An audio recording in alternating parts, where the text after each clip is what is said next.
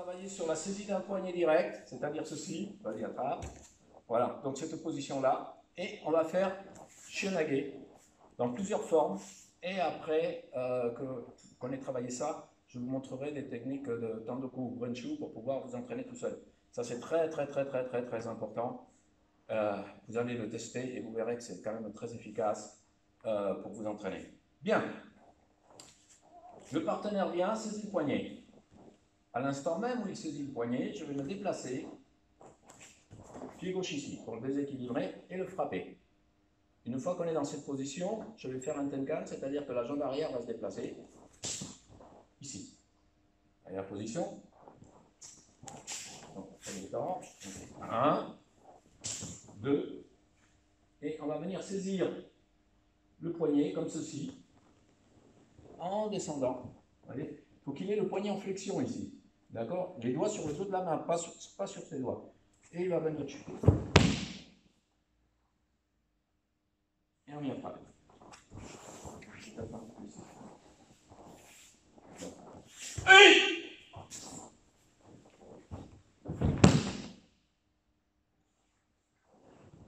On peut faire cette technique également sans avoir à le frapper, c'est-à-dire en pivotant directement. Ce qui est mieux, si vous êtes dans le temps. Si vous n'êtes pas dans le temps, il faut le frapper. D'accord? Si vous êtes dans le temps, il n'y a pas nécessité de le frapper. Alors, je vais vous montrer le détail de la main. On va se rapprocher un petit peu. Voilà. Parce que là, regardez bien, la main, on décrit un mouvement comme ceci. D'accord? Et la main droite va venir saisir l'index à la pliure du poignet ici. D'accord? Voilà. Quelle est la position de la main? Bien, ça c'est pour la main. Ensuite, lorsque vous allez tourner, vous ne levez pas les bras comme ça au-dessus, sinon on va faire un rôle qui va tourner. Voilà, vous voyez ça. Hop, voilà, ça c'est pas bon. Donc, il va falloir ici monter le bras jusqu'ici, et ensuite c'est vous qui allez descendre. Voilà. Et on amène à terre. Ok? Et on vient frapper. Donc on va le faire ici. Voilà.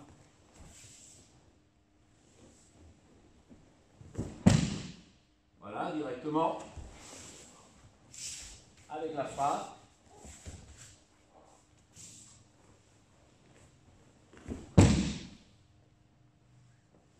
Voilà pour cette première forme. La deuxième forme, je vais la faire en reculant. D'accord? C'est-à-dire, il vient saisir mon poignet et je l'absorbe ici en reculant. Je le frappe, je saisis la main, je vais tourner la hanche et amener le bras non pas vers là-bas, mais vers ici. Pourquoi? Parce que si on amène le bras vers là-bas et surtout la tête, on va se faire contrer. D'accord? Donc l'idée, c'est de passer pratiquement dos à dos. Donc, on tourne le buste. Ah, vous voyez là la position? Regardez son point où il est parti. Maintenant, je vais pousser vers l'avant. Voilà. Ici, et on va descendre.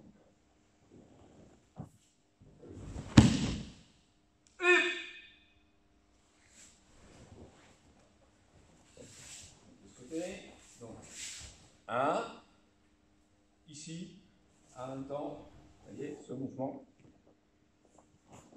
Voilà. On pousse le bras vers l'avant.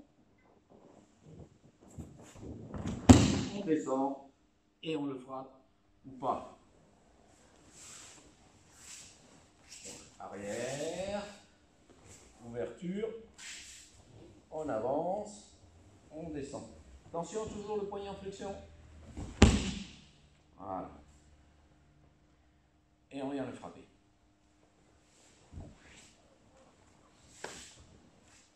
Alors, tout à l'heure, je vous ai parlé de Tandoku Wenshu, c'est une forme d'entraînement où on s'entraîne tout seul dans le vide. Ce qui vous procure un contrôle du corps dans l'espace intéressant, ce qui vous permet de répéter des techniques même sans partenaire quand vous êtes tout seul. Ça c'est important parce que parfois trouver un partenaire c'est pas forcément évident. Mais à un moment donné il faudra le trouver parce que tout seul sinon vous n'irez pas très loin. D'accord? Et voilà comment ça, à quoi ça peut ressembler. Donc le premier mouvement par exemple, voilà l'entrée, maintenant le pivot, voilà, hop. on l'amène ici, on descend. Hein? Et donc pied gauche. Ne décollez pas trop les pieds du sol, hein, faites pas ça. Ni avec ce pied, ni surtout avec le pied arrière. Parce qu'on a tendance à faire ça, vous voyez? Voilà, lever le pied pour venir le poser là-bas. Donc ce qui entraîne une perte d'équilibre.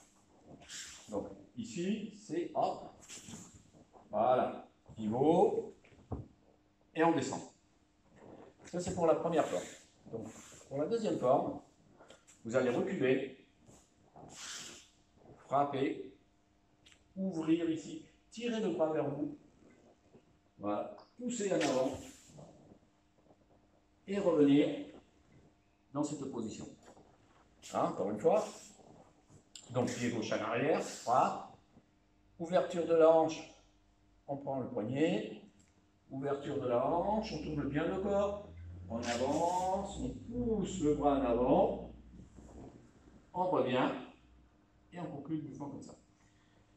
Voilà pour Shionage, technique un peu plus difficile peut-être, d'accord?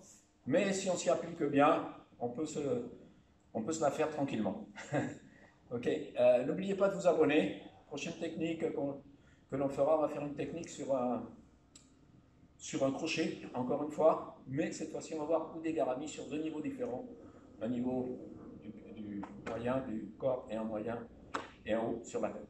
A très bientôt, n'oubliez pas de vous abonner. Pousse.